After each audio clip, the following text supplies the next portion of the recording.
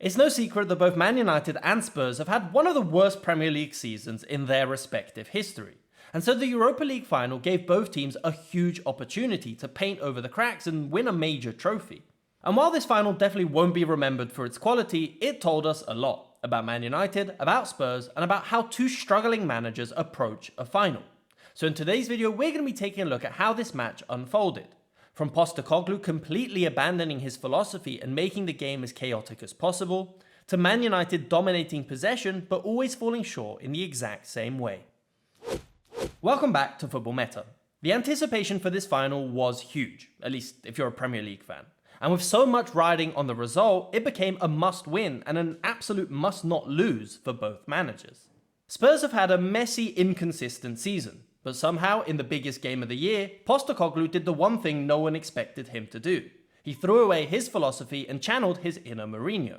No high line, no aggressive press, and absolutely no build-up. And, well, it proved to be the best decision he's made all season. You see, in the Premier League, Postecoglou was determined to stick to his game plan at all costs. Despite the extensive injuries and difficulties, Spurs would nearly always build from the back. We can see statistically how they play the least amount of long balls than any other team. They're patient in their attacks and would look to get a lot of players forward, especially with the rotations of the fullbacks into more central positions. And when it works, it's a system that can quickly overload a defensive line and find a free player. The problem was that it basically never worked this season. They had the lowest XG conceded from their own goal kicks, and more often than not, it would simply leave the defense too exposed and the fullbacks getting overrun on the flanks. Defensively speaking, they were one of the worst teams in the league, and counterattacks were one of their biggest weaknesses. But Europa League Spurs were different. They were more in control, and Ange himself has said that he sets up his teams differently in knockout competitions. And this was clearly evident in the final. In this match, Vicario essentially did not build up from the back once. Every goal kick was taken long, and much of the game became a scrap for the second ball. Also because Onana would lean into this philosophy as well, going long nearly every time. This meant that the early stages of the game were extremely chaotic, and lots of free kicks, throw-ins and corners gave Spurs some decent opportunities. But there were no clear-cut chances for both teams. The vast majority of the time, this resulted in Spurs losing possession and moving into a low block. And while we'll take a look at why Man United struggled with this later on, it led to some dangerous moments for Spurs pushing forward when regaining the ball. And when they did create an attack, they had a very clear idea of what they wanted to do. And that was to cross into the box as much as possible. Whilst we didn't see much in terms of positional rotations and structured attacks, these crosses from out wide caused Man United some difficulty at the back. Spurs were often able to find overloads on both flanks, mostly because their fullbacks would push forward beyond the wingbacks, and would give the wingers more time to line up a cross into the box. Eventually, this system combined well to lead to the only goal of the night, an intercepted Fernandes pass, and Spurs can push forward, with Sarr specifically moving the ball towards Man United's left flank. From here, a decent passing combination with Bentancur, and Sarr has time to cross onto the front post, where Brennan Johnson gets in front of Luke Shaw, who deflects the cross past Onana. It was a scrappy goal for a scrappy game, but credit to Spurs, whilst it certainly wasn't pretty, they kept to this game plan really well for the remainder of the game. Whilst there weren't too many dangerous opportunities, their low block meant there was no progression from Man United down the middle, and by overloading the areas out wide, they could cause Man United issues on the counter and from crosses. Specifically, Richarlison put in an excellent defensive shift and helped out a lot on Spurs' left flank, while Romero and Van de Ven bullied Højlund and gave him no space for the entirety of the game. But let's move on to Man United and Rúben Amorim, and it was a performance that highlighted everything that's wrong with Man United this season.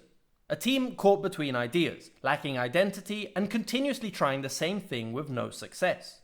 However, compared to Spurs, we did get a good glimpse of what their tactics were in possession.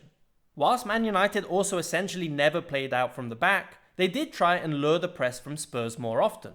From a deep position, their objective was to free Fernandes in the centre. They did this by having Maguire stay in a more advanced position alongside Casemiro, with the two wide centre-backs forming the back three with Onana.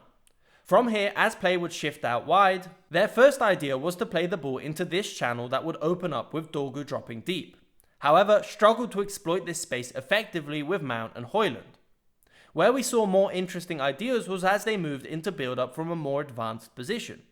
Because Spurs kept a pretty low defensive line and their first pressing line was pretty aggressive, it did free up some space between the lines for Fernandes to find space. The vast majority of attacks for Man United would start on the left flank, dragging Spurs over to this position. From here, Bissouma was tasked with ensuring there was no easy pass into Højlund, so would often move over to cover, which meant Fernandes could at times receive the ball directly, a move we saw in the second half with Man United then pushing into the final third. But more often than not, Mazraoui would be the extra man by moving centrally and overloading the midfield. This was a position that Man United found themselves in a few times in the first half. For example, in this clip with Fernandes dropping deep and Mazraoui then having space behind Spurs' first line. And the interchanging positions of Diallo and Mazraoui on the right flank weren't too bad. It did lead to some confusion for Spurs' defensive line, and they were often able to find space on the flank to push forward. But here is pretty much where the positives for Man United in attack end. Once they did find themselves in this position further up the pitch, there was basically no real solution. The main idea seemed to be to break from left to right and then switch play into Dorgu on the opposite flank. And while on occasion this did work and he was able to push forward, more often than not either this switch didn't make it the full length and was easily intercepted, or Dorgu was simply isolated on the flank with no real support to create any substantial threat. United attempted this switch countless times, and while late on in the game with Garnacho it did lead to a slightly more attacking threat, it was easily dealt with from Spurs. When Man United weren't switching play, they were looking for hopeful balls over the defensive line or crosses into the box. But because of Spurs' compact defensive line, they never really found their target, and it was easily dealt with from Postecoglou's team. The biggest chance for United fell for Luke Shaw, meeting Dalot's cross in the 96th minute, but a decent save from Vicario was enough and Spurs were crowned Europa League winners. And I think this performance does say a lot about Man United and Rúben Amorim. Whilst the players are certainly not up to scratch, Amorim has also struggled with some decisions during the game. And in this final, in my opinion, left a lot of substitutions too late to have a real impact. And there were also a lot of questions surrounding his selection of Luke Shaw and Mason Mount in the starting lineup, compared to other players that have had more of an impact in Man United's Europa League campaign. So while this Europa League final definitely won't go down as a classic, it gave us a clear idea of where these two managers are at. One manager adapted and found a way to work with what he had, the other stuck to an idea that hasn't worked all season, and in the end that made all the difference. Now in this match both teams seemingly refused to build from the back, but this has been a trend that we've seen all season. So if you want to know more, why not check out this video on why build-up might not be as effective as it once was. Thanks for watching.